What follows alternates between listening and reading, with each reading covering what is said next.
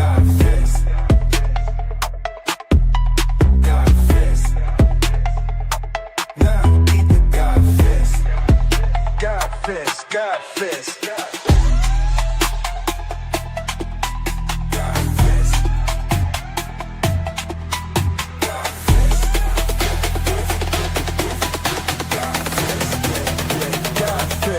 GodFest.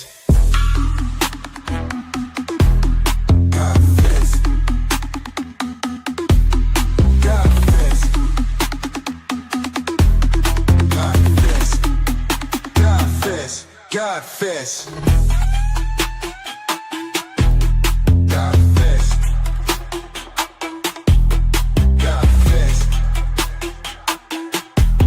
GodFest. GodFest. All right. Peace to the family out there. We back with another episode. Had a great episode last night with the brother Rod Hayes. We back with the brother making his return to the channel, his second appearance on the channel. Osaru, welcome back, my brother. It's good to be back, brother. How you been?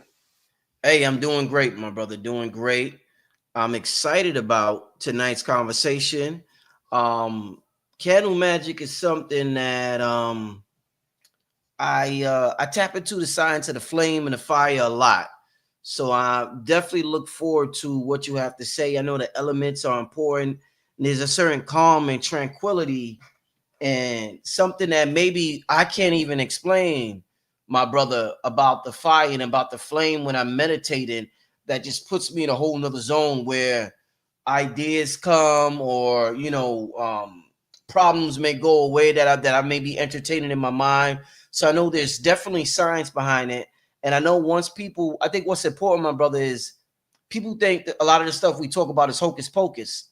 And when it's explained in a certain way, they're like, oh shit, wow, that wasn't just pseudoscience. There was actually a science behind the flame, behind this, behind that. So I look forward to the presentation and to what you got to say, my brother. What's going on with you? How you been, my brother? I've been doing pretty good. We've been teaching a lot of classes on Patreon and breaking some of this science down lately, especially acknowledging the gods and the ancestors here on this land. Very important for us being a part of the American lineage. So to have to recognize the energy here, Manato or Wakan Tonda or Miklanta Kukli, that's the Osiris over here. And he's one of the candle magic deities that a lot of people, they don't really talk about. But it's I feel like it's very important for us to understand it. But candles is a part of tradition, birthday candles. What they tell you? Tell you to make a wish. Make a wish, yep. Blow out the candles at the during the birthday funerals. You'll see candles lit. It goes way back to Babylonia and Kemet. The usage of candles. And we have to recognize, just looking at the whole entire symbology of what the candle represents, it's a spiritual body. The fire represents Kabbalistically Kether at the top, and the wax represents the simulation, the physical realm breaking down, because we have to be broken down alchemically to be built back up into what we are. Because after you let your candle burn for a while, it liquidates. And then when the fire goes out, what happens? That liquidation, it calcifies and it comes back. And then you have to find the flame again and burn it again. This is a process that we're going through in transmutation and transformation within life. And I'm prepared to show you guys some research that I've been putting together to connect some of these things so we can understand how to advance our spirituality and increase what we're doing already with our practice. Even the soul is described as an eternal flame. So that's interesting. And I know in Kemet they talking about the stars or something burning forever. And what's interesting is growing up, we were taught to be so fearful of fire because of the concept of hell. So fire always got associated with hell and the devil. So that kind of, separated us from that particular magic. Because when you think about fire, you think about the pitchforks and you think about this red guy running around. So they did a very clever job separating us from. I mean, you got to give it to them. I mean, they did a wow. Whoever came up with this shit. I mean, they went to work, man. Man, the pitchfork red man, or in the mind, the psychology, man, this the whole Yeah. entire thing. And even when you think of tradition with hoodoo or lighting candles during a ceremony, is connected to the occult, which is associated. They'll go straight into Satanism, anything separate to that. But Mm-hmm. even when you go in the church, they got candles up in there. You know, Mm-hmm. what's up with that? It's because the candles open the portal to the divine feminine. You know, Mm. the role of the candles, how you position the candles is how you open a portal, Ooh. and how the energy is seeping in. It's an etherical device, you Mm. know, that you utilize is a candle. And it's essential because when you come into someone's house, the first thing you do, well, for yourself, if you got that lady friend coming over, what you do, you put them candles on, you Mm-hmm. know, what, you cut them lights down and them candles at that mood. But not only, like, candles today give out certain fragrances. Right. Fragrances is psychic energies, clear aliens that you inhale, and that starts to work on the spiritual bodies. And now you're recognizing it's a mood that you have to get to, and that changes things spiritually. You know, setting that premise, and also just burning candles to keep this a certain fragrance or smell in your household, is something essential because spirits are attached to smell. So that's Mm-hmm. that a lot of people do. They'll keep that the burning of candles or incense, or it's called sublimation, magically, to keep that energy going, which is also astrological as well. Mm. You know, it's interesting. You was talking about the alignment of candles, and in the hood, you know, the only community. I mean, I grew up in New York City, right? Mhm. So the communities are separated. So you may have black people in Harlem, then you got Spanish Harlem, you got Spanish people in the Bronx, you got white people in the Upper West Side, you got Chinatown, you got all these areas, right? You got the Africans got their community Mhm. in Harlem, like they got like a block where it's just African, like everybody got their communities. And you know, when you get to a Caribbean or Black American community, because if somebody passed away, them candles is out there. I mean, and they got that Yeah. they design them in the shape of a heart. They designed it. They spell out the person's name. I mean, yo, the candles are cover damn near half a block, bro. So Uh, you know when you're in the black community, you because you and somebody because you see them candles. Other communities don't really do it like that. But the brothers, they got and the sisters, they got the candles. Then they pour out the liquor. They pour out mhm. the liquor. But man, some of the displays of the candles when people pass away, I mean, it'd be intricate. I mean, it'll cover half a block. It's designed, it's spelling out names. It's like, wow. Us as a people, naturally, no matter how much they try to separate us from this stuff, you'll see our people still gravitate right back toward this stuff, my brother. Yeah, the melanin has a spiritual intelligence, and Yeah. the creative physics of the melanin. We do our candles in certain ways, and we're very specific setting up those candles because we know that there is energy being fed and imbued the way Mm, that we set it up. You know, throughout the when someone passes away or when a tragic event happens. So it's to settle and to establish mm, whatever link that we're making there spiritually. No one does it quite like how we do it, and that mm, tells you that it is indigenous. You know, working with candles is very indigenous to us. So we should be at the forefront of understanding the physics of why. And you said earlier when they're pouring out the liquor. You know, I used to do that for one of my friends, my close friends that passed away. Rest in power, Warren. He used to be like a bodyguard to me when I was a party promoter. You right, know, he right. was very close to us. Every time I could remember, I would randomly be out somewhere, and sometimes when you're getting inebriated, drinking, sometimes you start to think about people that's Mm, passed or things that's traumatic to you. And I will make sure to give them that libation. You know, to my you know what word I use, dub. You know, mhm. I would always pour that out, and that pertains to us respecting the energy and understanding the energy is real. Indeed, indeed, man. Yeah, it's amazing stuff, and I look forward to it. Listen, you got me excited, man. Let me see this Yeah, let's presentation. get into it. Yeah, My bad. I didn't even have my stream it's all good. on setup. Let me just have it You here. said that's how it is with us blacks and Hispanics on the West. Okay, shout out to the West Coast. Shout out to everybody. I know y'all coming from all over in the chat room. Shout out to all of y'all. This is gonna be a good one, y'all. This is gonna be a real good one. All right. So let me know if you can see the image. Yeah. We got it. We got it up on the screen. All right. So yeah, that's what I was saying. Pertaining to the work, we have to respect the ground that we're on.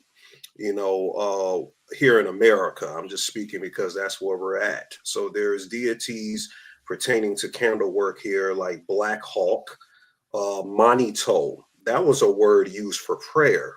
Mhm. So a lot of people don't know we have certain terms through all of these thousands of tribes of the indigenous tribes we had over here. Manito was a circulated word for prayer, and also great spirit like Wakatwanda. That's where Wakanda comes from in the Black Panther film. It's not African, it's actually American when you research that. And pertaining to the jaguar deities over here, that's our version of the Sphinx. And then you have Mictlantecuhtli. This is a big one people need to understand. That is the Osiris that's over here. And so understanding candles, they are the alchemical somatonetic process to open portals to the magical radiation that we have. And I'm going to explain magic again for people that don't really understand before I get into these terminology of words.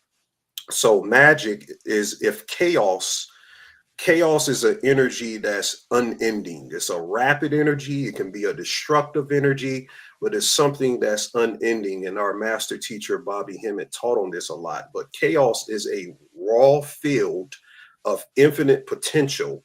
And magic is the art of directing that raw field into an intention. Does that make sense? Yes, sir.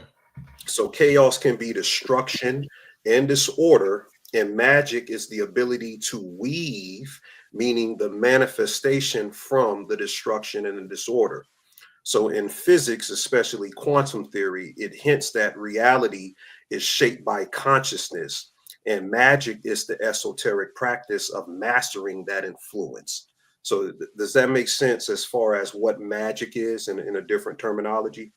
Indeed, indeed. Okay, so if you're looking at chaos as a force that manifests in a person's life, whether through events, whether we have emotions or outcomes, it's worth exploring multiple dimensions, which are spiritual, metaphysical, and dimensional. Let's look at a dimensional perspective. Chaos as an energetic force could stem from higher dimensional influences beyond our typical 3D experience. I had a graphic to show that on. I'm not sure if it's still in here, but let me check how it pours down into the dimension. It's just like in Kabbalah. It's going to show in Kabbalah how it does it the same way, but there is a actual dimensional graphic that I had to show the process. And excuse me, because I have thousands and thousands of graphics. If anybody is coming from class over here from Patreon, y'all know how long graphics we have. You're like, Ani, still looking for that graphic. But yeah, it's a process of how higher dimensional planes, here it is, pours into our plane. So you heard as above, so below. Yep. So the candle is establishing this, the hyper wormhole to what's above. When we were lighting, when we were setting up the ceremony for this, for it to pour down into this realm and manifest on this level. So chaos is a energetic force that could stem from higher dimensional influences beyond our typical 3D experience. In some theories, it suggests that there's quantum uncertainty in probability waves. What that means is that our reality is being shaped by quantum probabilities, meaning that at a fundamental level, reality is always fluctuating and unpredictable. That sounds right. You know, you have things that happen during the day that you could never fathom it happening. And sometimes it comes at the worst times, you know, or something good may happen that you're not expecting. Then you have something relatable to higher dimensional interference. And that means in some esoteric traditions, they describe these higher dimensions influencing the 3D reality. Now, our ancestor called these influences the gods. The gods were whatever the influence was coming from the higher dimensions. And if chaos originates from these realms, the chaos is the divine feminine, Brother Rich. Chaos originates from these higher dimensions. It means not only does it originate, it's creating these higher realms. It could suggest that disorder or randomness in a person's life is a byproduct of shifting timelines, energetic interference, or the breakdown of structured energy patterns. And what happens? We get into the hyper wormhole, and that is the 0 point field, which is what? A gateway. The gateway is what we're doing in ceremony of aligning candles. We're setting up a gateway. If all things emerge from the quantum vacuum, which is the 0 point energy field, chaos could be seen as an expression of underlying infinite potential manifesting when ordered structures collapse. So we understand that perspective. That's the dimensional perspective. Let's go back to a spiritual perspective. And I don't have my graphics organized here, guys, but I'm going to do my best to show you some of these things. So spiritually, chaos often represents transformation, initiation, or an agent of change. So some examples of that, we have archetypical or archetypal chaos. What is that? That's the primordial energy. And that's from spiritual traditions. They speak of this primal force that comes before creation. In mythology, we hear about Tiamat, we hear about Tyrt, goddesses of that proportion. Or we hear about Shiva, the destruction before the rebirth in the Vedic tradition, or Idaros. All of these different deities can exemplify these things.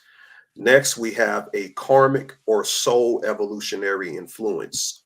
And that means that some believe that chaos enters a person's life as a spiritual lesson, either as a catalyst for growth or as a karmic pattern that must be resolved. So we have lives here, and we have formal lives that connects to these multi-dimensional forms that we exist in. We are in the multiverse, Brother Rich. That means what I said last time when I was explaining on the last video we did together. The dreams that's happening right now is a fusing of different multiverse conscious fields of other version of ourselves in parallel realities being seen through the dream archetypical forms. That means the reason why you're having these weird dreams of places that you probably never even been in, but the dream resonates as if you're actually there, is because you're witnessing the phenomenon of a conscious field of another multiverse form of yourself. Does that make sense? Yep. That's been happening a whole lot. And I'm Pisces in Western Sun. Man, I've been having some crazy dreams. The Piscean people, y'all know our dreams is out of this world, spiritual wise. Then you have collective impersonal chaos. At times, chaos is not just personal, but it's collective. And that could be wars, natural disasters, or societal breakdowns. We're going through a whole lot of change right now. I just posted something I posted it today. Within 5 years, did you know that the cost of purchasing a house went up 79% in 5 years? It's crazy, man. That's ridiculous. So we're going through all types of stuff, and that's a part of this collective chaos. So this could indicate what? A larger energetic shift happening on a grand scale, affecting individuals within. So these things are affecting us within.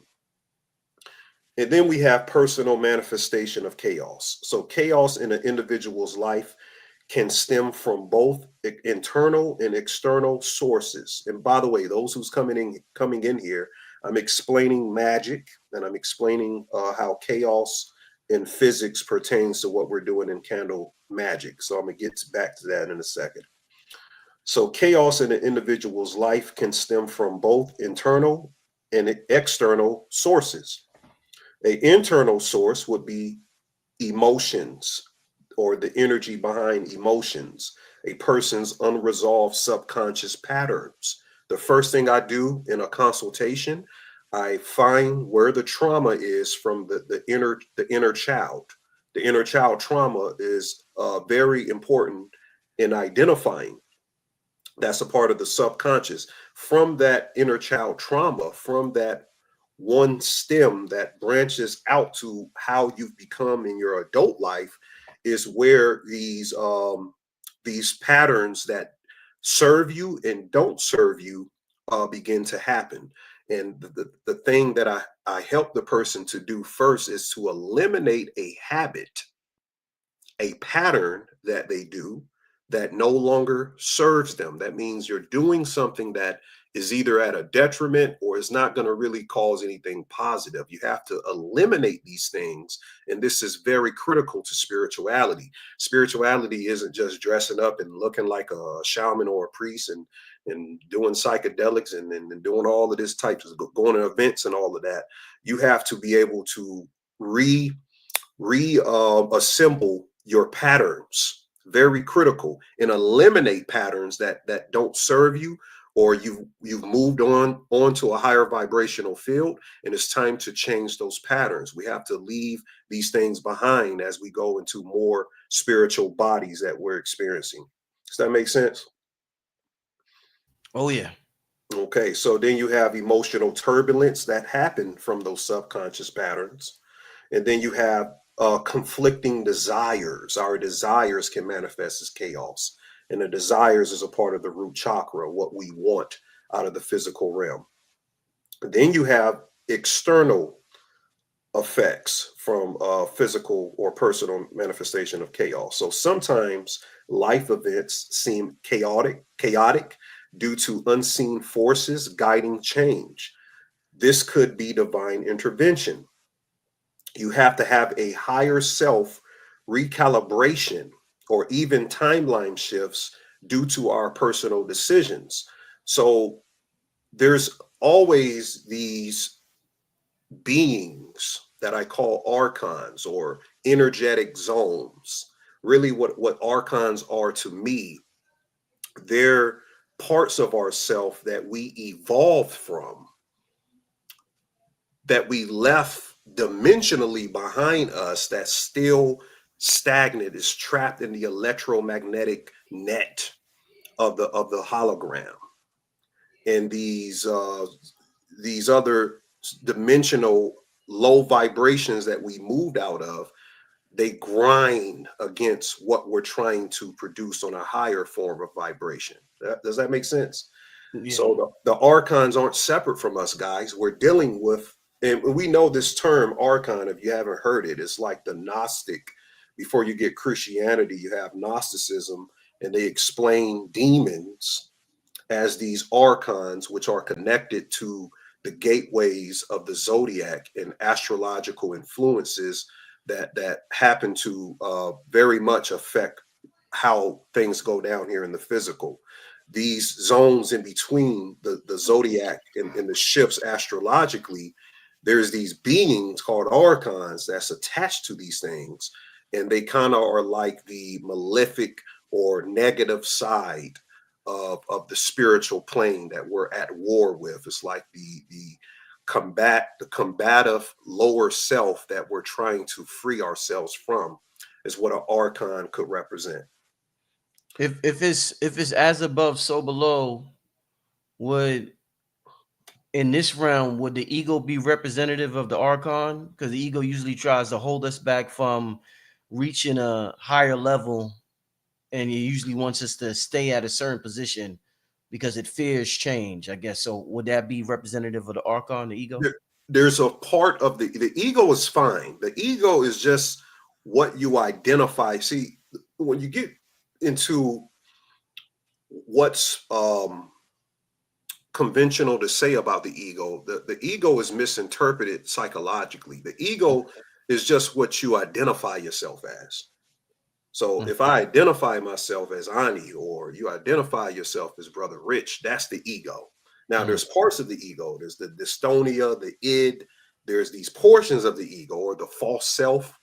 These are the things that's the portion of the ego within itself is fine. Is my mic fine? I don't know. Something just sound like it. No, you good to go. All right, so it's portions of the ego, and the false self, the dystonia, is the complexes within the ego that are what we're speaking of as the as below, so as above, so below. What we're speaking about with that. Now, these portions of ourself are necessary for us to see what we need to change. So you have to have polarity in this realm.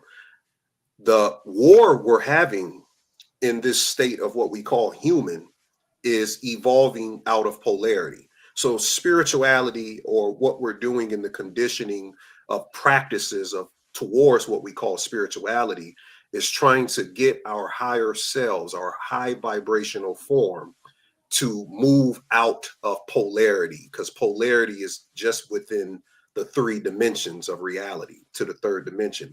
4th, 5th, 6th, and beyond, it doesn't really use polarity as a main functioning law that you have to deal with. But because we have to deal with it, it's necessary for us to understand what is parts of ourselves that we need to work upon. So it's necessary for someone to have a flaw. It's okay, guys. It's necessary, because without the flaw, you're understanding what your karmas is by the decisions that you make. Does that make sense? I ain't meant to explain it that long, but Right, gotcha.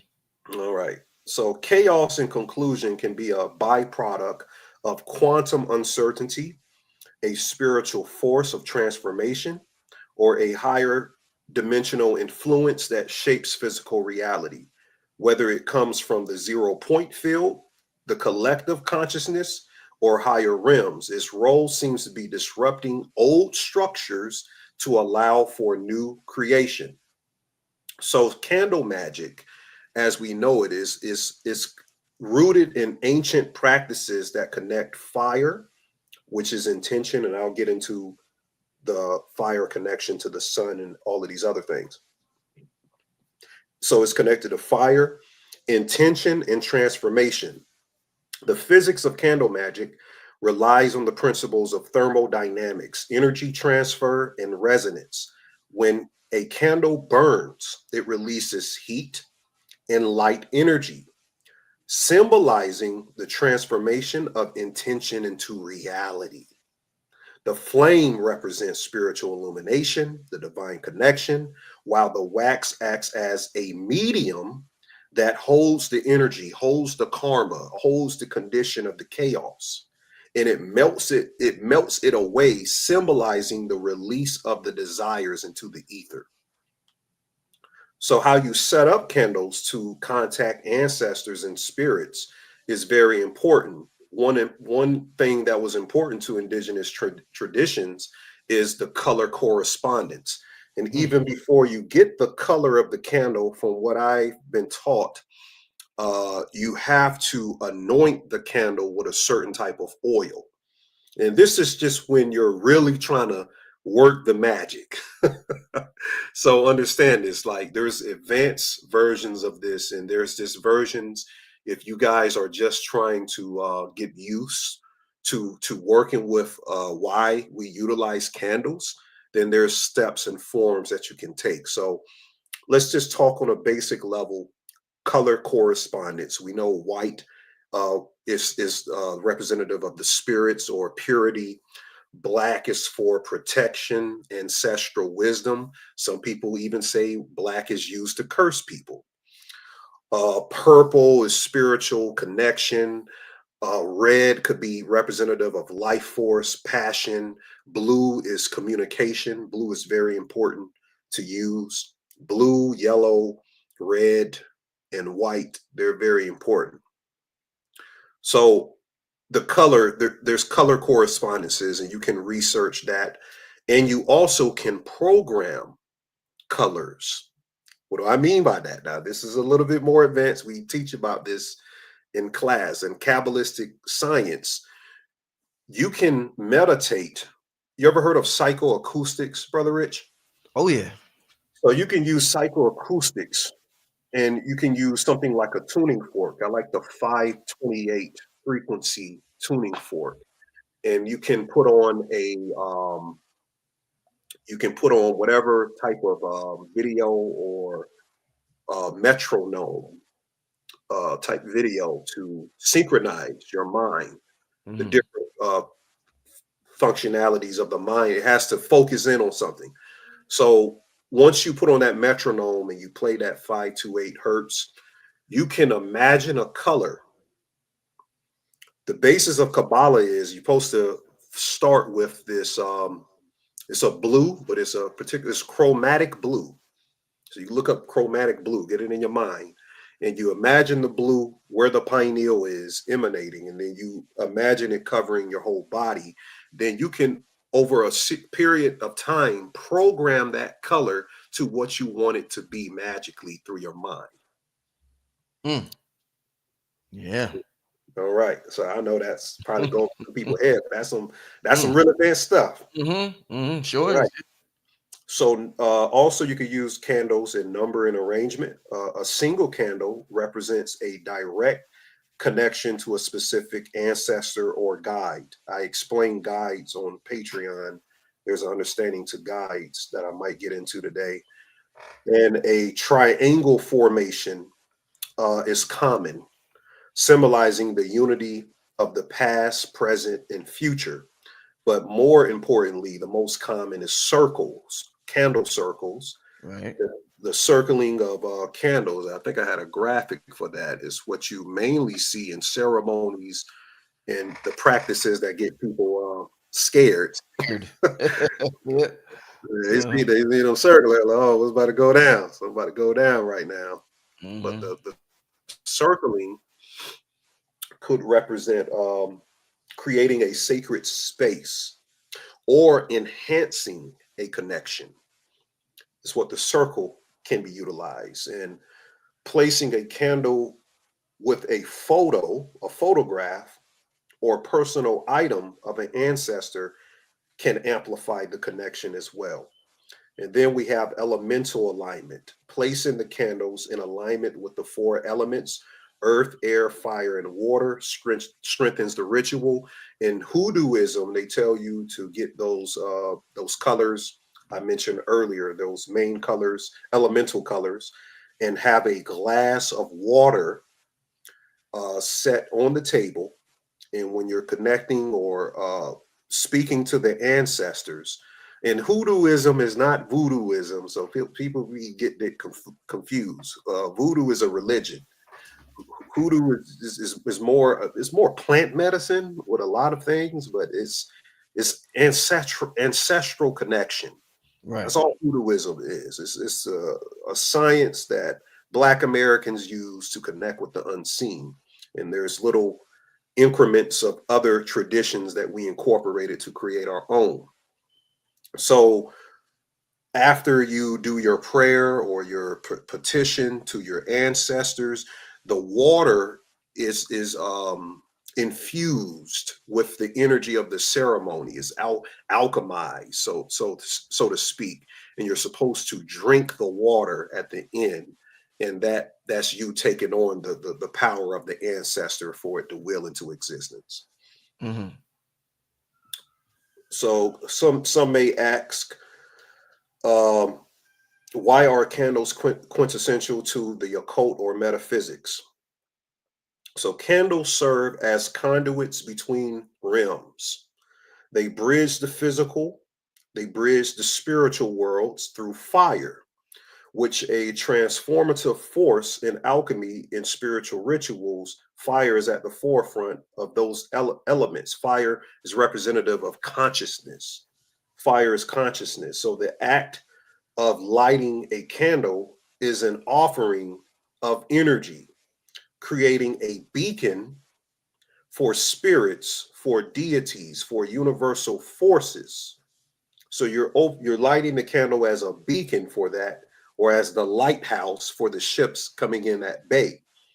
And in metaphysics, the candle flame is representative of our soul, as you mentioned earlier, Brother Rich, the divine light and the focus of our willpower that we're trying to manifest. So fire represents the active masculine principle and transformation. And also there's a science. You've heard of pyromancy before? Yeah, I'm not too familiar with it, but I've heard of it. Like Pyromancy. some, yeah, some seers that are advanced. Pyromancy is fire magic. They can look at how the fire is moving during a candle ceremony and tell Mm, you what the ancestors are saying. mm, mm. And, Wow. and there's another one. Is chiromancy. Is they look at how, you know, how you have the suit come out of the not the suit, the smoke, how the Yeah. smoke comes out. They can look at the patterns of the smoke, whether it's a type of color of smoke, the suffumigation. It tells them astrologically what's being said about the person, or it Hmm. could be it's saying something, the ancestor is saying this because it changed that, you know, so they could do it that way as well. So, but the fire represents the active masculine principle of the transformation. So here you have it. Candle magic within itself is feminine because the portal is feminine. The wax is also feminine because the wax is receptive, and it represents a principle of the wax represents a principle of manifestation, memory, and energy absorption. Memory is very important. And the melting of the wax is another phase. It signifies the transmutation of energy, desires being released into the universe. And then, as I said before, the soot or the smoke are messages from the spirits or deities, or the dark soot may indicate obstacles, while the clear smoke is a good omen in some traditions. So another question, why did ancients use wax in candle development? In ancient civilizations, usually they didn't use wax, but they used these oil lamps. But wax became preferred due to purity, sacredness. They would use beeswax. Mm. Same thing we put in our hair, right? Which was associated with divine energy, as bees were linked to sacred knowledge and tradition. Burning properties. Wax burns steadily. It makes it ideal for rituals. And symbolism, the slow melting of wax represents the slow manifestation of desires. So the origins of candle magic, it was first recorded in ancient Kemet, even in Mesopotamia, 3000 BCE. We have records of temple rituals using candles. The Greeks and the Romans used it too in ceremonies for gods and the dead. In Chinese and Indian traditions, candles were lit to guide spirits. And you have European occult traditions, they adopted candle magic only during the medieval times. Then they refined it. So, what is candle magic in a nutshell? Is a fusion of science, ancient wisdom, and spiritual symbolism, making it a powerful tool in mystical traditions across the world.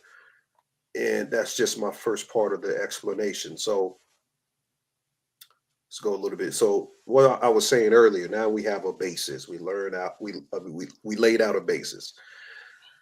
Candles are the alchemical somatognetic process to open portals to magical radiation. What is magical radiation? And somatonetics is what magical radiation is. Brother Rich, you ever listened to a Bobby Hemmett video and you felt your hair standing up and you felt like your pineal started beaming? Yeah, yeah. I think with a Bobby video, hell yeah. Okay. Or have you listened to the brothers that's on here and they said something and you felt it shoot through your body, or the goddesses too. I mean, not disrespect goddesses and the brothers, and you felt it shoot through your body. It kind of, I won't say it transformed your whole outlook, but it kind of shifted your outlook towards certain things Mhm. because it resonated. That's magical radiation. That's what they call it in the Western esoteric tradition. When you have those feelings, and look, it doesn't even have to come from someone who practices spirituality or occultism.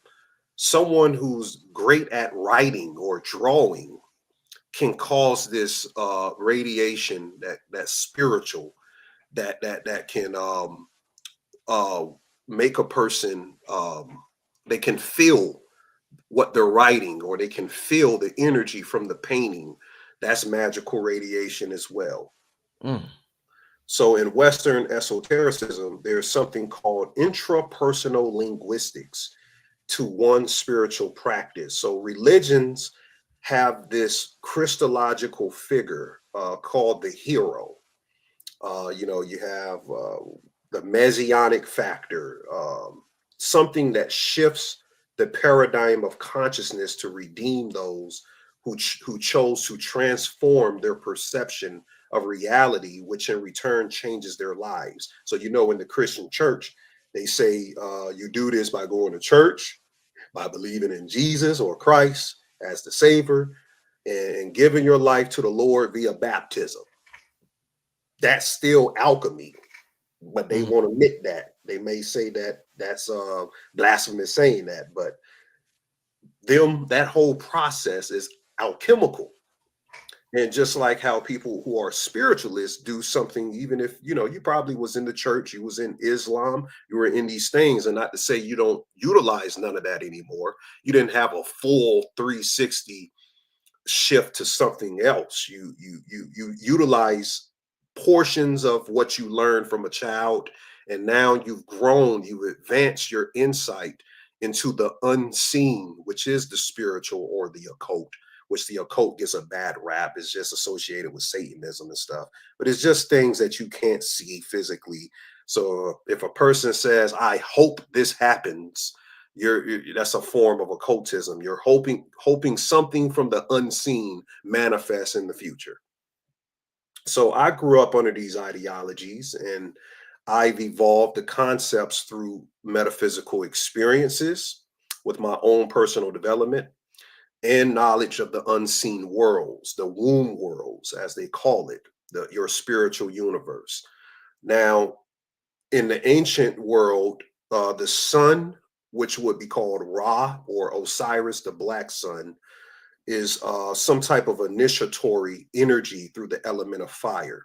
So the fire in candle magic is the sun in alchemy, but it's an initiatory energy. That's what I meant to say about consciousness. Consciousness is just not representative of fire, because consciousness takes on the form of waves.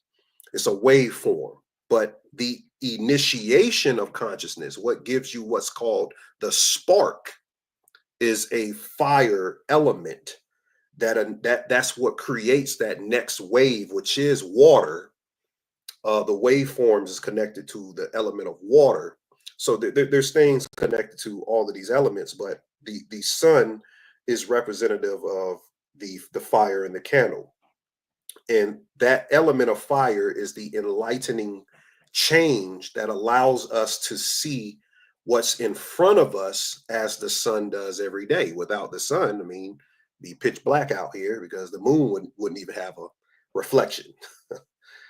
So candle magic is the alchemical process, or the transmutative process of the somatognetic iconography of manifestation by way of willing, through the symbology of what the candle, the fire, the wax, the fumes, the suffragations are, do in response to working change to influence universe A into universe B. And if that's a lot, we'll simplify it as I know Brother Rich gonna have some questions or anything. So now you prototypically use candles to either change the mood or change the smell within a household. We expounded on that, but it's something called clairaudience, the psychic portion to a person with smell. Sometimes burning a certain candle that has a certain scent from something that's natural out of nature can open a person up to psychic forces. Otherwise, they wouldn't without smelling that particular element out of nature or whatever that is. Then we talked about birthday parties. My solar return is coming up, and my brother's, shout out to him. I think he's watching this live. Our birthday is on the 28th on Friday. But when we blow the candles out for a birthday, we're trying to tell the child to manifest their desires through the candles. And even at funerals, which was important to the Osirian rites, the people of Kemet mastered the metaphysics of death. They understood how to escape reincarnation. I've been studying the Duat for 2024. I'm studying this text, all of these hidden texts on the Duat. These people in Kemet, they figured out how to become immortal different ways. Like you have linearity in immortality, and you have I forgot the other. They figured out how to become immortal different ways, Brother Rich.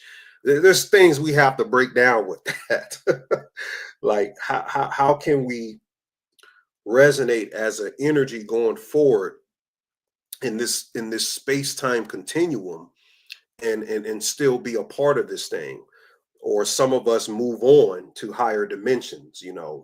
Once you're done being human, for some people, it's time to graduate and move out of the third dimension and experience other realities beyond this one. So we have that. So let's stop for questions before I get into the hoodoo and the inner child aspect.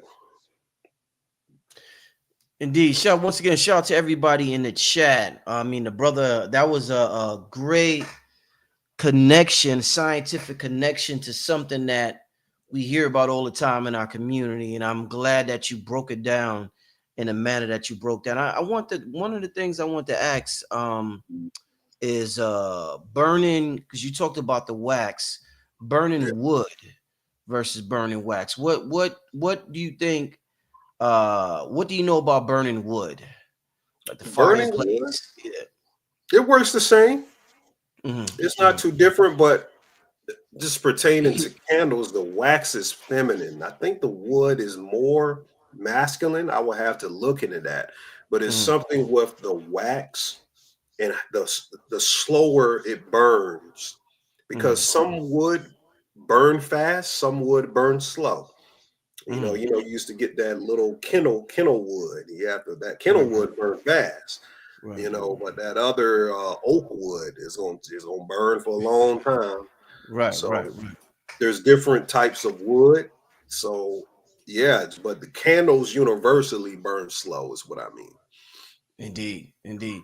Now, in terms of candle magic and let's say an act such as sex, like you say earlier, you mentioned you got a lady around, you light some candles to get it in the mood. What influence does candles and the energy of candles have on sexual energy? A great influence, because the feminine energy is a portal. Mainly is access, and it's a portal. So we are playing out atavisms. That means activation of DNA. Deep within our DNA, we have these billions and millions of ancestors that walk this plane, and they walk the ethers. We have both sexes that come from this DNA. Now, we ain't talking about that other stuff, but we talking about something with DNA and energy. So the candle pertains to a portal access, just like we have methylation in DNA. That's the process of how it is this gene expression. Right. So how these things are expressed within us, the atavisms to a different ancestor, you might wake up something deep inside you, and she might look back and be like, you ain't never did that before. Like, you kind of what was into you tonight, you know? Right. Or vice versa. You were like, hold up now, who taught you that? But it may not always be that someone taught that. That was probably something, an atavism, because when you study in the esoteric metaphysical perspective of how magic and how these things come together, we look down upon the sexual aspect. We frown upon it because sex is looked upon from a societal point of view as something you shouldn't discuss. You know, it's almost frowned upon. You know, you don't talk about that. I mean, you got the younger generation, they kind of crack jokes. It's more like some funny stuff to them, or who got the biggest ass or something like that. But when you get into the deep intricacy of discussing sex, mainly in melanated communities, we kind of shy away from that, and we look at it from a different type way. But in the European and other communities, they're having tantra conventions.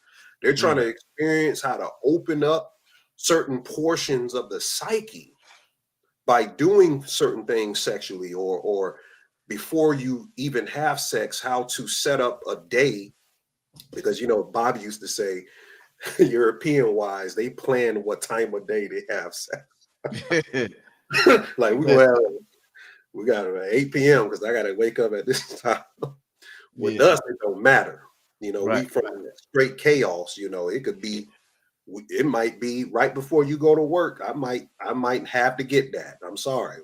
We got to get it in. I know you got 30 minutes, but you're going to be late today. Something like that. But that's a frequency. So the candle magic, the candles made, like I said, is a methylation process. It opens up that portal. So you have a DNA activation, and you can harmonize and access different portions within the spiritual portions of the atavism spiritually. And that comes through through your psyche. And then you perform in a manner that you maybe haven't performed before. So it really sets the tone and mood for that. Indeed. Now, what about creative work in candles? Like, let's say somebody's writing a book, somebody's, maybe whatever they're doing creative. What's your suggestions on that in candle?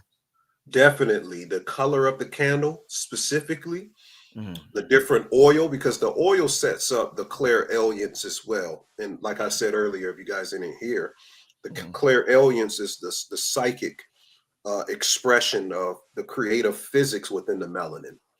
So we have a creativity latent within our kinetic potentiality.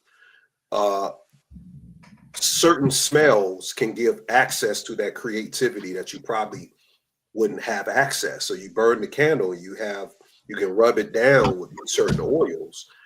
There's astrological energies connected to that as well.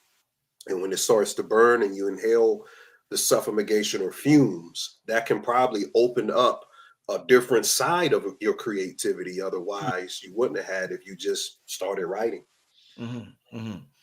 Let me get to, I seen somebody, this is a popular question I hear a lot, and it pertains to, where is it at? Question for Ani: what is the significance of candle magic being performed on a new moon or a full moon? We hear about this a lot. Great question. Shout out to you, Elena. That's one of our patrons right there. Is actually our yoga instructor. But in new moon and full moon, the new moon and the moon in itself is a intelligence, a spiritual intelligence to us. The moon is very, very important. There's something called kalas that pertains to the colors, that pertains to the color of the candle. Mm. Color comes from the word kala. The kala are the 16 divisions of the moon. There's these 16 energies latent in the body. Kenneth Grant wrote about it. That's codependent on the moon, and activating it comes through certain moon times. So you have a new moon, or you have Amavasya, Vedic term, moving from the black moon going into the new moon. You have to Mm. understand that every particular moon is a different deitic um, exploration that we have to take upon in ourselves to identify certain energies. But you have to study astrologically how there's a magnetic connection there is to the new moon and to the full moon. So your astrology plays, there's a magnetic and an attraction there as well that you have to study. But it differs for people, but there's definitely something important to new moons Mm. in creative physics and energy. Mm. New moons are very, very important. Indeed. Another question. Where's this at? I just seen a question I want to ask. Okay. Give me a second. Okay. Cool Karma says, talk about burning declarations on paper. How effective are they? They're effective. I mean, listen, you have your own universe that you create based on the subconscious can convince you something that's false to be true. You ever talk to someone and you be like, that shit ain't true. What you talking about? You know it ain't true, but they convinced that it's true, right? You know, ain't nothing you can tell this person that it ain't true. In their universe, they've convinced themselves, because you have the universe, you have the spiritual, you have the universe right behind it. That's universe B. Universe B is the spiritual universe we're bringing in universe A. There's a whole physics to understanding both of them, because there's a polarity between A and B as well. But a cathode and an anode, you can convince the subconscious mind that burning joss, I think they call it joss paper, or these different spiritual paper, that it has a effect on your will and the essence of reality and how you manifest it. It depends on how much continuity that you've done in your practice to develop a pattern to increase the potential of triggering something on the other side of that. So you have to have a pattern, a system of a pattern of utilizing that. I'm just telling you, just burning some paper ain't going to really, I don't think it's going to really do something. But if you set up and you sought out to convince the subconscious that it works, then the magic will activate. The higher self will say, well, they believe it, so we have to go by what they believe. It's almost telling the God within, hey, I need this, I want this to happen. And the God within looks at you and say, do you really, really want that to happen? And how it recognizes that you want it to happen is by the pattern and the recognition through the pattern that you've created a system in which it can manifest. So I'm just saying, loosely doing it, no, is not effective. But if you've created a system around doing it, yes, it can be effective. Sorry, I go way around. Sometimes I got that Okay. Jupiter in me. I explain more. Shout out to the sister here, Karain Water. This is interesting. She said the moon is known as the dark sun in the Mexica culture. That's interesting. Mm. You ever heard that? Yeah, Tess Kali Polka. Mm-hmm. Tell her to research. You can research whoever said that. Look into Tess Kali Polka. Mm-hmm. The black moon, the black sun. I think it's called Ishel in America. Ishel is the black moon goddess. The Right. melanated moon goddess is Ishel. That's the American form of Isis. Is Ishel. She's also Queen Mu. Queen Mu is another form of Ishel. Right. Right. What ancient culture would you say use candle magic the most? Like, what would you say? Like, yo, they really tapped into candle magic. So many Ancient culture. not even ancient. Maybe, yeah, If yeah. it's ancient, probably it was the Egyptians. It was the Camites. Mhm, We have more. I don't know why we have so much evidence of the Egyptians and the Camites, and we want mhm, to go all the way into the Anunnaki and the Mesopotamian thing, but we got more evidence in the pyramids than the ziggurats mm, of things that we can see that they did it. We can still see probably traces of the candles and where they were set up and everything. mhm, But mhm, yeah, the Egyptian culture, they probably what made that kind of it was like, yeah, that's hot. Like that's some swag to use these candles in spirituality, and everybody else kind of copied that culture. mhm. No, deep. Let me see. Let me see what other questions are. Is there another part of the presentation you want to show? Yeah, I can go into another part. I will go into the hoodoo, the difference between the who and the do. So you want to go Okay. into that now? Yeah, one more note I want to ask. I Yeah. saved the question. I seen where's it at? Okay. I want to ask this one. What about when the flame makes a popping sound? The flame making a popping sound. Mhm, I think that is probably connected to the pyromantic part. mhm, Pyromancy. You can look into. There's a lot of books on it. Whether the sounds of the flame, I think, is connected to the pyromancy. So right. I wouldn't say, from my knowledge, that I understand that that's something that indicates that there is a manifestation happening just because it's popping, or you Mhm, got something cooking, like we cooking with gas, that it's mhm. popping. Right. You Right. know, Right. I don't know. I wouldn't say that, but there is research to be had that you can look into in pyromancy with candle magic. Mhm, mhm. Another question I want to ask. Mhm. I see a lot of good ones in the chat. Do incense have the same effect as candles? Yes. Oh my God. Incense is just as powerful. There's a book, the Moors was really into the incense, man. Let me tell you, the incense Mm, is very, very powerful. They got a whole book. What's the name of that book? It's a Latin, I think it's a Latin term. I mentioned it before, but it's a grimoire they wrote on incense magic. It's all about incense. Let me see. Let me look that thing up so y'all can get that. I don't want mhm, to leave the show and y'all be like, he said it, but he didn't know what it was. mhm, mhm, But yeah, the incense is probably more correlative recently than we have it in the candle magic form. mhm. Hold on. Once again, while he looks for that, shout to Right. everybody in the chat. Shout to everybody in the chat.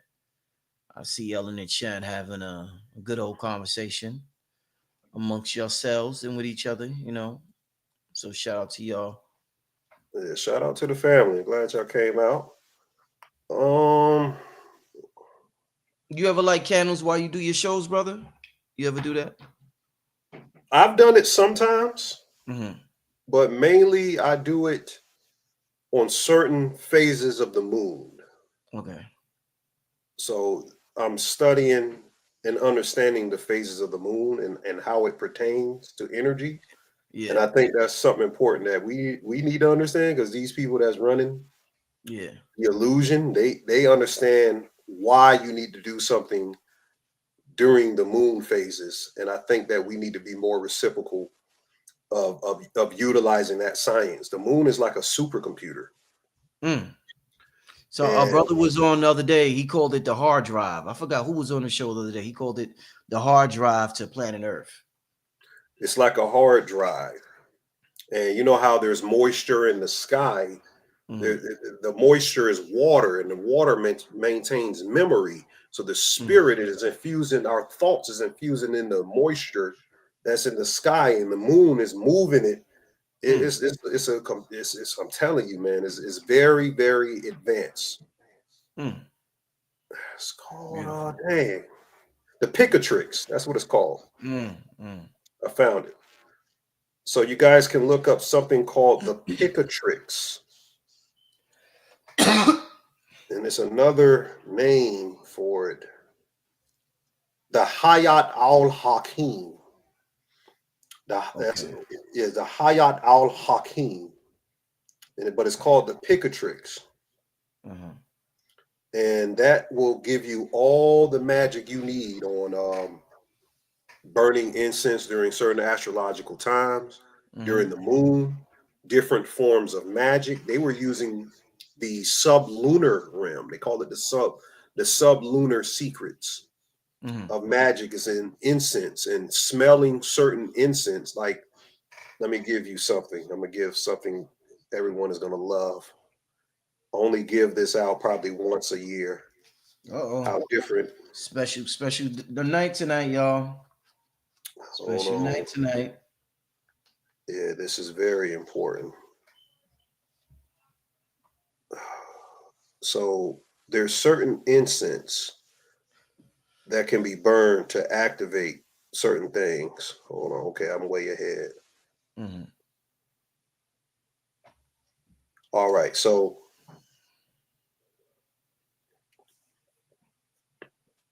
in altar work, it can involve astrological knowledge of something called the ephemeris. The ephemeris is the diary of the sky. You can look Mm-hmm. up this word called ephemeris to determine what type of manifestation of energies are lurking the parameters of everyone's mental and spiritual atmospheric area. So the ley lines have these, there's a diary in the sky, whatever.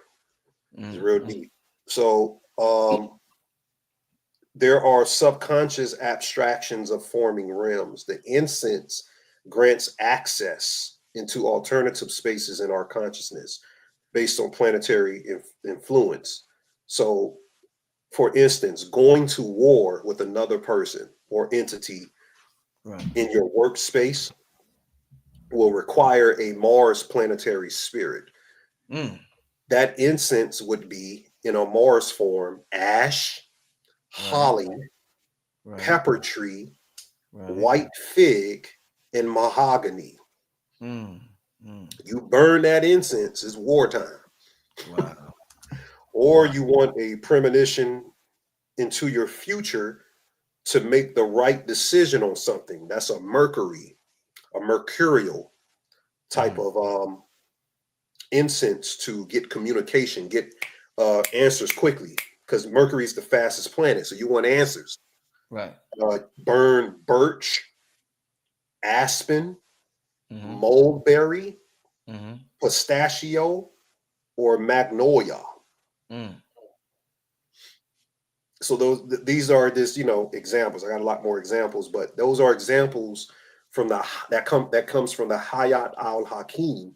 It's like a PhD level of understanding how to maneuver these archetypal regions of ancient thought and, Mm-hmm. and Mm-hmm. the patterns of it. But yeah, so utilizing these different incense, it opens a psychic link by smelling it Mm. to things that can activate um, whatever you need to happen. If you need quick thoughts, if you need to manifest someone that's coming against you, you burn that incense. You Mm. have the preparation of how you do your spiritual practice. And it's wartime. The spirits are going to say, hey, this person going to have to stop messing with you. And I'm not going to say it's going to happen the next day, but for some people it can. Right.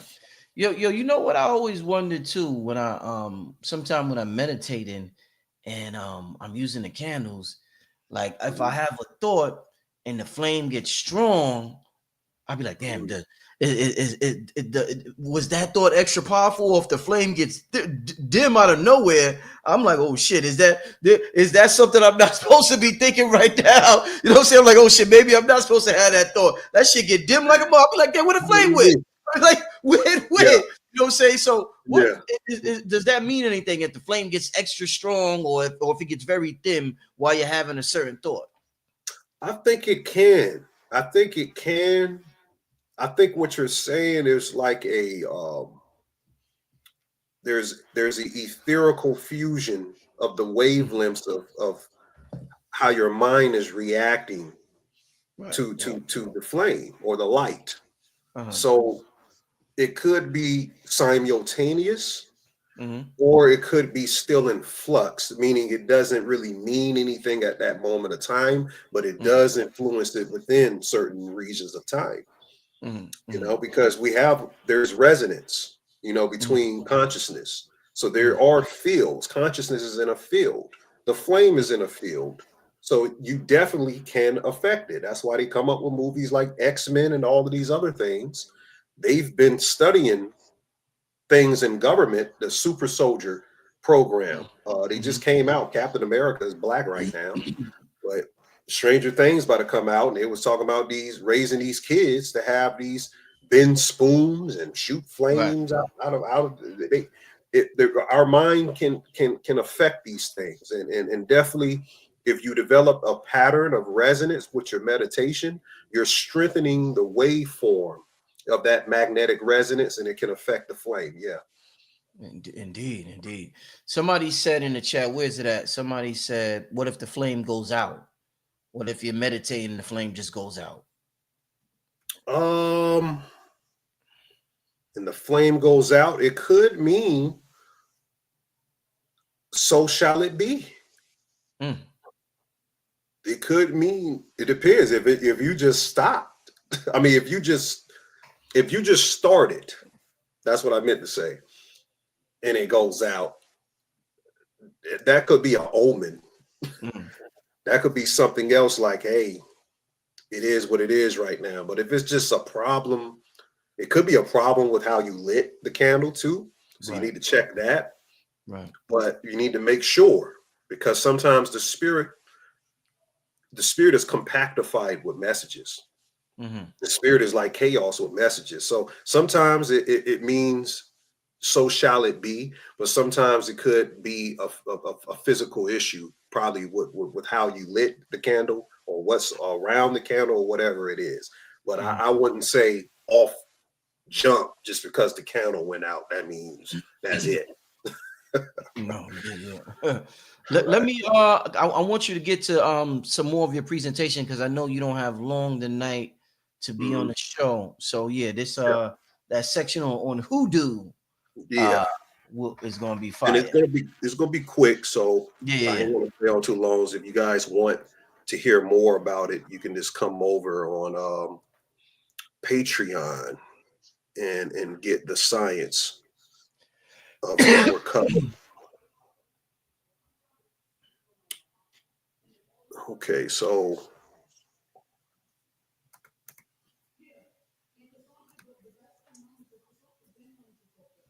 all right, so yes, you know the practice we have here on this land is called hoodoo. Now, just explaining that a little bit, going in it because there's a lot of interpretation, but Mm, they say hoodoo comes from something called the Who spirits of our mm, ancestors. So there's the Who spirits and the Do spirits. Now, the Do spirits are the realm of the dead, and they say nothing beats death. So the energy of the spirits of the dead is very powerful. We talk about super powerful. So because these spirits understand life, that's why they're powerful. They have the wisdom and the capacity for realization of these spirits, uh, of everything that's happened and transition within the third dimension. So the Who spirits, they have a linkage to the elements, starting with fire, then into water. Who and Do is fire and water. So hoodoo is an amalgamation. It means the end of magical life. It's an alchemical meaning because you have the hul or the who that was lost in translation. It means the passing of messages from a spiritual intelligence to mediums, which didn't become a science until the Western tradition developed. Then they started to study it as a science, but various filters exist, and information and sensations, they get distorted when it comes to occult practices. But there are ways to regain the senses that the ancients have to accessing these spirits. Meditative exploration is one of them. So we can point out a linkage between the Who to the Lovecraft Cthulhu myth. So, you know, Bobby used to talk about Cthulhu, and I broke down the word Cthulhu, which is a water deity. It's really talking about a water deity, and I could go into that. I don't probably don't have time, but the Who spirits connecting to the Who spirits connects to the water element, and the water is not accidental. Water is the cradle of life.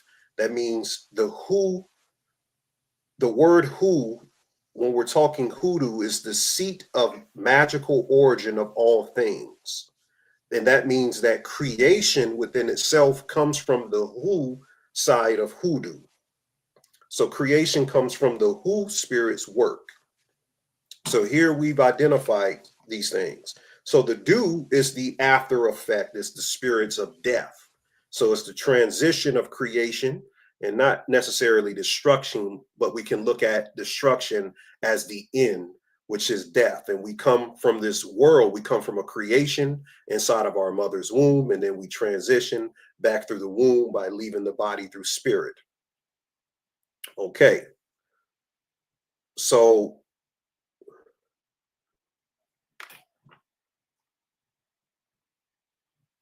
when we're working hoodoo, when I tell people, I tell the patrons, we're trying to have a intrapersonal vision quest to the spirits. The spirits manifest themselves differently. Now, we do have to be careful when practicing spirituality, because a lot of people have inner child traumas that they haven't dealt with. They get so excited about being spiritual and finding something outside of how they were raised in the church or Islam or whatever they came up with, that they just want to jump in a practice and they just want to get, cooking and get busy with it. But you need to deal with some trauma first before you transition into the advanced phases of contacting who or do spirits, which is spirits of the ancestors. So one thing that I tell people, that the inner child, let's talk about that. The mystical realm of the sacred feminine and masculine is what the inner child is. There's a cosmic role to the inner child within us, because the inner child is the gatekeeper between us and infinity. So no matter how much spiritual knowledge that we develop through this adult phase of us, we have to connect to that inner portion of ourselves when we were children, if we want to embody the full multi-dimensional connection to the consciousness. Because that younger self, we were free, the doors were wide open. There's a book by, I think his name Michael Holloway, called Invisi Kids, and I love referencing this book is because when I was young, I had a very big imagination. And people used to laugh sometimes, because when I was a kid, I would say some things and they'd be like, wow, his imagination is very great. Like, he could think of things and probably nobody could think of. That means that the door to the spirit realm is very wide open. And we don't teach our children how to manifest the energy coming through from what we call imagination. We kind of push it aside and kind of joke at it, make jokes at it. We don't develop it. We don't encourage that potentiality that they have, because the door is wide open to the spiritual realm. So we also having a different outlook of our children and the way they're developing their inner child at that age. By the time they become an adult, if you're an adult listening to this, you may need to be more sensitive and understanding to allow their inner child to develop in ways that yours didn't. Does that make sense, Brother Rich? I feel like I'm a little bit babbling a little bit. I got you. No, you good to go, brother. You good Oh, to go. okay. I felt like I was babbling a little bit. We need that. We need that sometime. We need that. So the inner child serves as a cosmic role, and it is the single most important archetype in the spirit of this entire age. So trying to override this aspect with our mental capacity, it creates a massive division between the best of our intentions and the truth of our being. The inner child later develops as something called the shadow. The shadow is a composite character within us, meaning it's made up of various parts of ourselves that we have denied, that then is stored within this aspect of the unconscious called the shadow. So the inner child is a composite character. That parts of ourself becomes the demon in our dreams. Or the portions we're running. You ever ran from something in your dream? You couldn't look back. You don't know what it was, but you were fearful of it. This is the shadow. Right. We have to go back to the parts of ourself that has become this thing, this amalgamation of parts that we've denied, and when we became an adult, we kind of pushed it aside. We said we have to let's push this aside. I'm not going to deal with it, but I'm going to flood myself with whatever you did in your early adult life. Right. So you could forget about it. And it was just like a super bug in the trash. You never took the trash out, and now you got all types of stuff in the trash.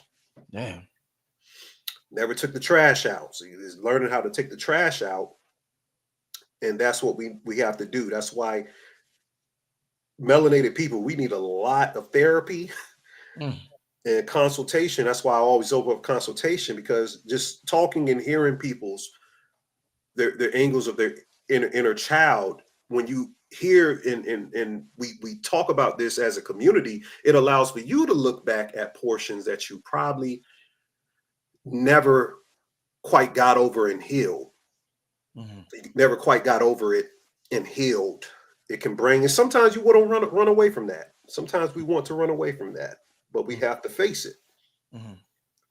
And this is the key to magic. I'm telling you, once we infuse where you're at here, and you take that shadow and say, I see you, I know what you are, I'm looking to you, and I'm dealing with you, it breaks. It's a vortex that opens up in our chakras.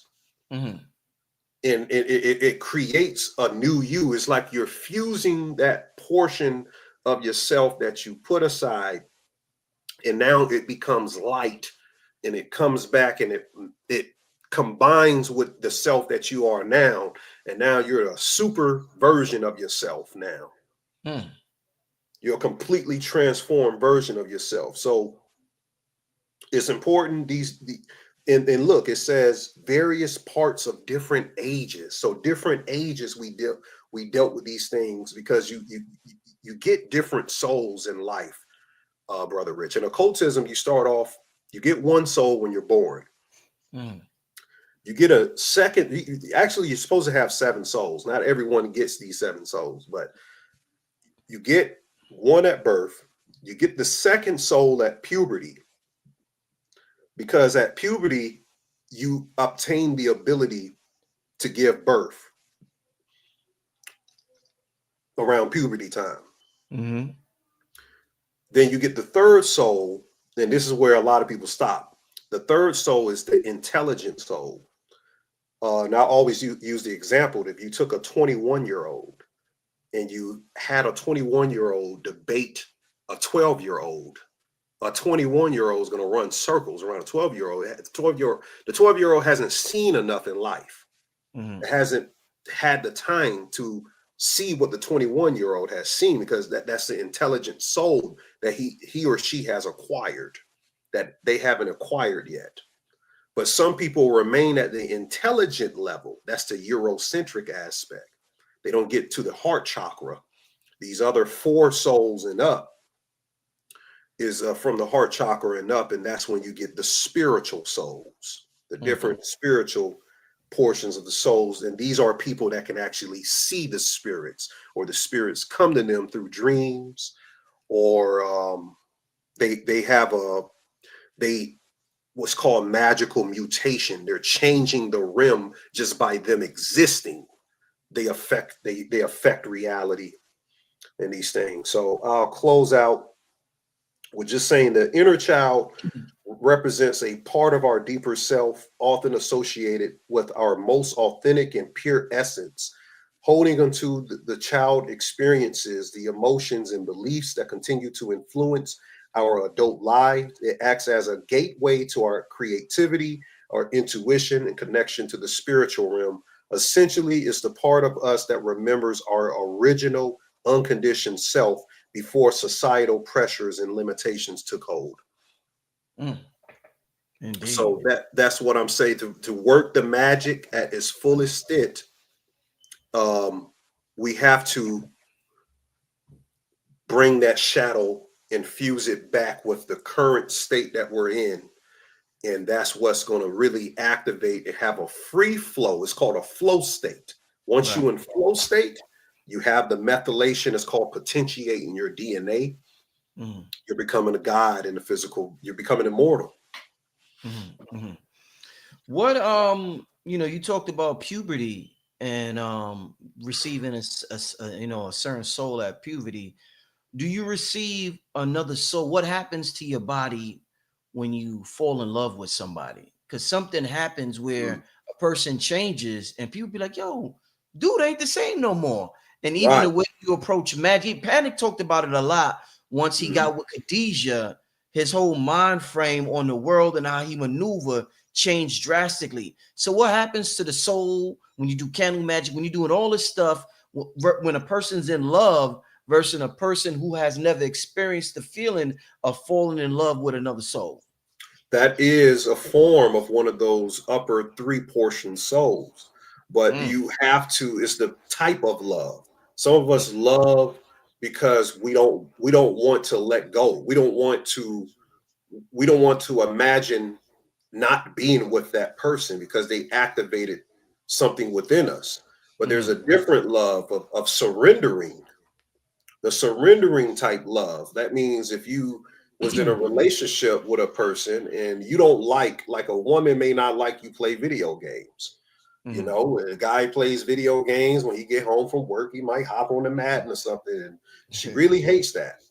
She like, oh, you always playing video games. It's something mm, that irritates her. But real love, the surrendering aspect of that love would be to not only go buy him, or not, I'm not saying it's nothing to do with money, but get him a game, but go sit down there and play the game with him, even though it irritates you mm, that he plays video games. You do the opposite of what this person likes to do, and you surrender yourself to that. You're not surrendering to your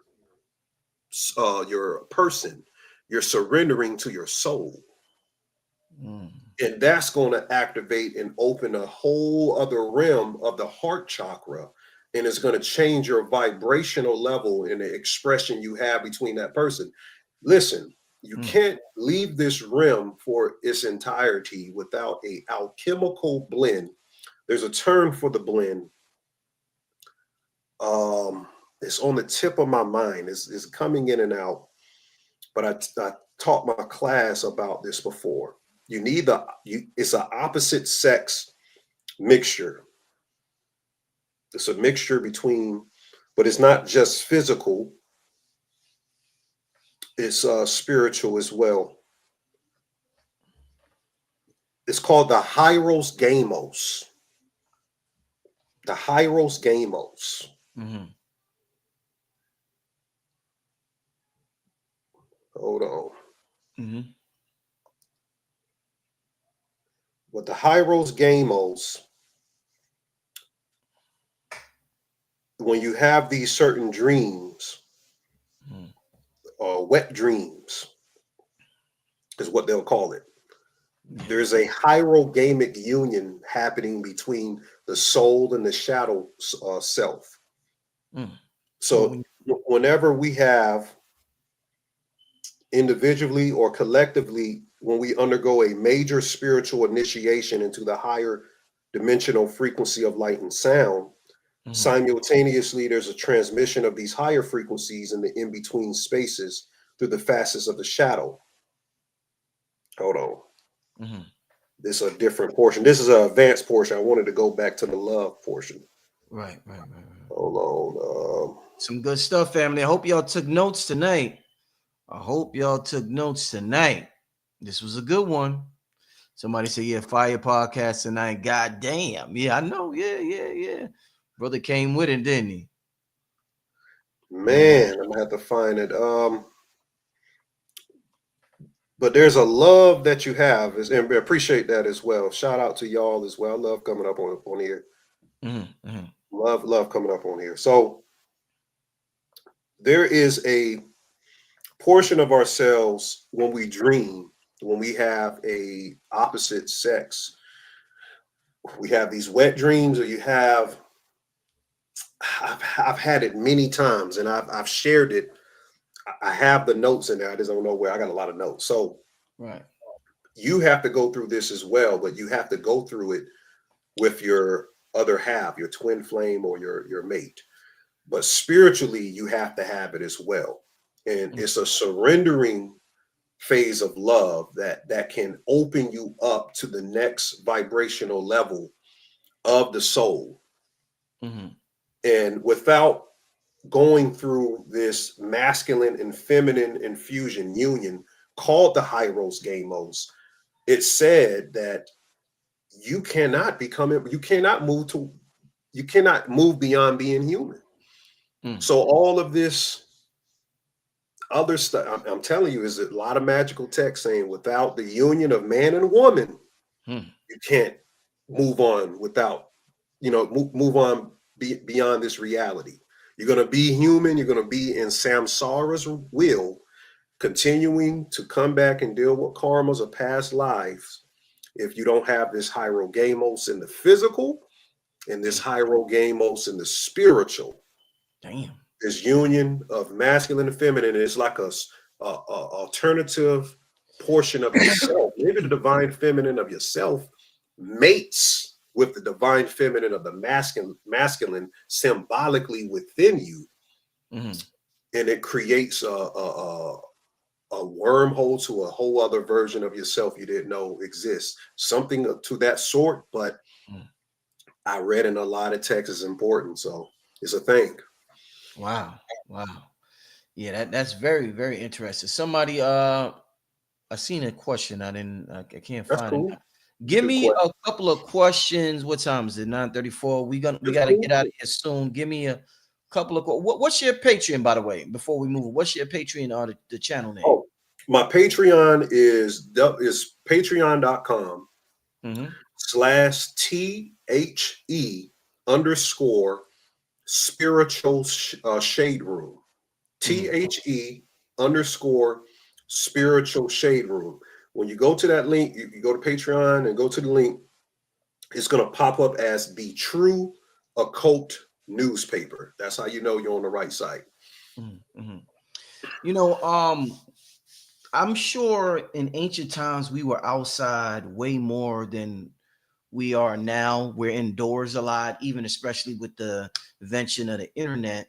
A lot of people are indoors. We're in this box, as this box, as Oh my God. people say.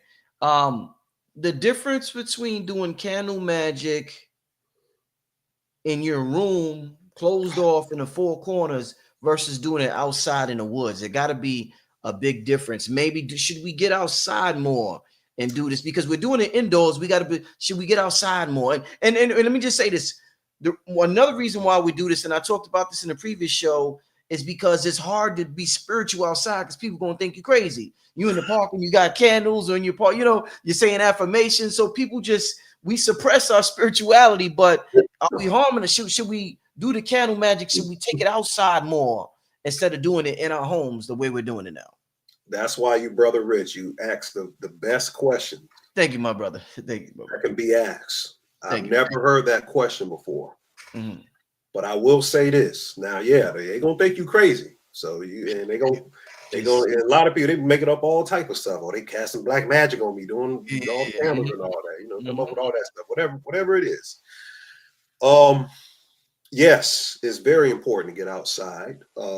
If it was Red Pill who said that, there's the 90 degrees, like in the computer screen and in the walls. It's called poison arrows, poison darts, and feng shui, or vastu. Vastu is Vedic feng shui, and that's what they've done. They pretty much retrain us as cavemen.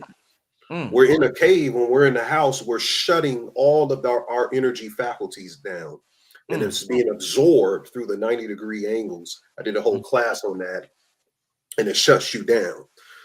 But it also can become a compactified space if you learn how to magically create a current in your household by placing things correctly. When you go to sleep, your head has to be in a certain direction. You can't ever face your head to the north. You have to set your house up and live magically. There's something Kalini was teaching with Vedic astrology of where to put your money, your money altar, where to place. There's all types of close your door when you're not using the bathroom. There's things. So then you create a magical computer in your household to run the current of the energy through. So there's ways to do that. But when you get out in nature, the invisible plane is more energetically expressive in nature. That's why they say the most powerful rituals are in forests. And that's why you see all these Bohemian Grove. Let me tell you, Bohemian Grove, you got to get a ticket. Well, they invite you through a ticket, but they have a big gate. I saw a picture of the gate today, and nobody can get what you call it, the voltage. You can't cross this gate unless you got something that flies, a drone. You got to get on top of a drone or something, or drop in from a helicopter. And when you get on the other side, I've seen the video. They got this long table set up with the finest, what you call the dishes and forks. They got the finest plates, forks, probably pure gold. Wow. Yeah, and they have like performances. They have the best people they consider as artists come out there and draw and do all. But the main thing is that they have this one ceremony at the end when they put on the black hoods and they get busy, and it's in the forest because they understand the energetic energetic fields in nature are the most powerful, and it pertains to plasma. The understanding the plasmic universe is important. The leaves, the trees are very correlative to what's produced through the Earth's Kundalini. We have a Kundalini. The Earth has a Kundalini as well. And the Gaia has a mind that you enter when you do ritual in nature. And when you enter it, you're literally in the divine feminine at that moment, and the circuitry to the power that's expressed through that candle ceremony versus being in a house is going to be magnified probably infinity times. Right. Wow. Somebody want to know about books. Any books you recommend so they can incorporate this stuff that you talked about tonight in their lives? Yes, you can get a book. We got a lot of books. You want to go through books?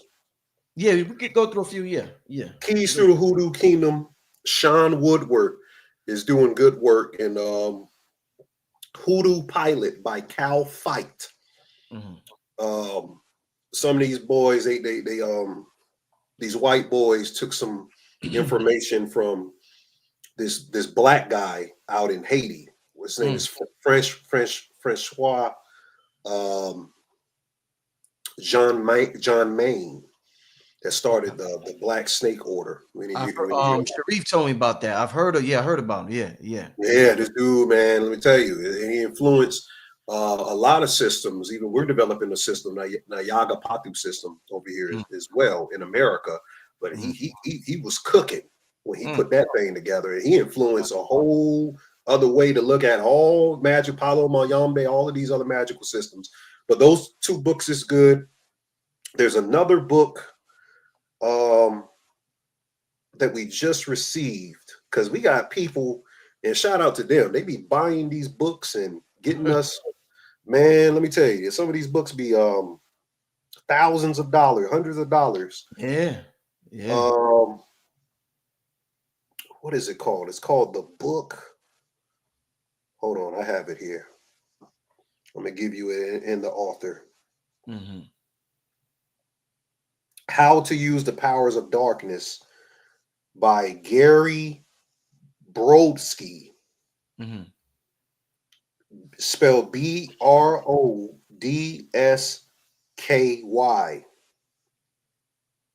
How to Use the Powers of Darkness. And that's not no satanic book. It's talking about the subconscious. Ain't talking about no damn devil and all that type shit. Right. They Right. have that. And let me see if I got another one. Yeah, if you missing some of the books, all you got to do is pause the video, write it down, family. I'm not writing book names in the Yeah. chat now. Just pause it, write it down, family. Yeah, and Moonchild of Your Soul by Carl Stone. The Moonchild of Your Soul, Yesod. The Moonchild of Your Soul by Carl Stone. These are hot books right now on the metaphysical esoteric market that's going to teach you about what I was discussing tonight. You know what's interesting about just human psychology, because we talked about the books. You talked about the books being expensive. What's interesting is you could have a book and you could say, family, I got this book available for this book is an amazing book on magic. I got it available for $4.99 on Amazon. Then you could come back next week and say, family, I got this book. It's available for $2,099 on Amazon. That book that's $2,099 will be more effective than the other book because psychologically the person's going to place more value in that book and they're going to really put intention into whatever they're practicing that book because of the price tag. So it's some amazing thing that happens when something costs more versus when something costs less. You know what I'm saying? Man, you're right. Because me reading these books for a minute, I be looking and they be real sneaky with it, but it's a part of magic. I be looking on one on Amazon, it's about $5,000. And I go to this other, one that nobody don't know over there in Europe, and it'd be like, it'd be $60 or something like that. I'm like, hold up now. yeah, man. It's something. Let's get to one more question in the chat before we got of here. We're gonna do one more question in the chat. What y'all talking about in the chat? What a show, right, y'all? What a show on Candle Magic. Let me see what y'all talking about in the chat. I see a lot of comments. Let me see. A lot of questions on books. We done talked about that. Let me see. Yeah, I don't see any questions, y'all. Well, they said they can reach out if they have questions. My email is startribe777@gmail.com. If they got any questions, if we're gonna end with that, if you want to. Hold up, let me see something. I just seen one. Hold up, y'all. All right.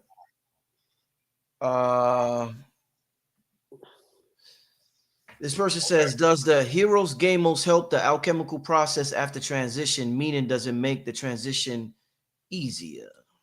Easier in what way? Relax and reset. Are you saying when you transition, is it going to be less painful, easier? Or are you saying if you're trying to make the transition, as I gave an example of transitioning completely out of human conscious fields to something hyper or more, whatever is not human out there, if you're saying that type of transition, yes. But if you're saying easier as in if you're going to die, you're going to feel something, or you're going to be, just floating to wherever you're going next, it's not, that has nothing to do with it. This is something beyond that. If that's what you mean, it's beyond the mundane, if that's what you meant. But if it's what I was saying earlier, then yes. Mhm, mhm. Indeed, indeed. Family, make sure you contact this brother one more time before you get out of here, brother. Leave all the information you got. I know you got a lot of information, so the people could definitely holler at you and follow and know what you got coming up. Thank you, brother. Yeah, you guys can follow me. Please go to my YouTube, Ani Osaru. We're gonna have a fire video coming up in a week or so. Mhm. And go to my follow me on Instagram. My Instagram is the Spiritual Shade Room. Just put the number 1. Uh, Facebook and Twitter, Ani Osaru. And go to Patreon if you want more advanced information. Patreon.com /THE underscore spiritual shade room. THE spiritual shade room, the True Occult newspaper. And you can email me at startribe777@gmail.com. I've been a spiritual counselor for about 7 years, 8 years now. So if you guys want consultations, I do gematria readings as well. Just reach out to me. If I don't get back to you within a day, I have a busy schedule. I will respond, though. I promise you I will respond, and we'll set up a date that's good for a schedule for us both. Indeed, man. It was a pleasure having you on here, brother. And I want to get you on here more often, maybe once a month or something like that, man. That'll be Because we cool, need, brother. we need more. The way you describe and break down the occult, I think it will make more people less scared. It make it less scary for a lot of people. People who are out there who think it's some Illuminati type shit. You know what I'm saying? So I love very scholarly, extremely scholarly, brother. So I love your approach with this occult knowledge that I feel we was into a lot more in antiquity, man. So keep up the great work, my brother. Man, I thank you so much, man. We love your platform, man. We're gonna be here every week with you, rocking out, brother. Indeed, brother. I'm gonna talk to you soon, my brother. Have a good night. You too now. Y'all have a good one. All Peace. right. Peace. Peace, family. I will see y'all tomorrow night. All right, family. Y'all take care. Everybody have a good night and enjoy the rest of your night. And yeah, tap into this candle magic, y'all. All right. Peace, family.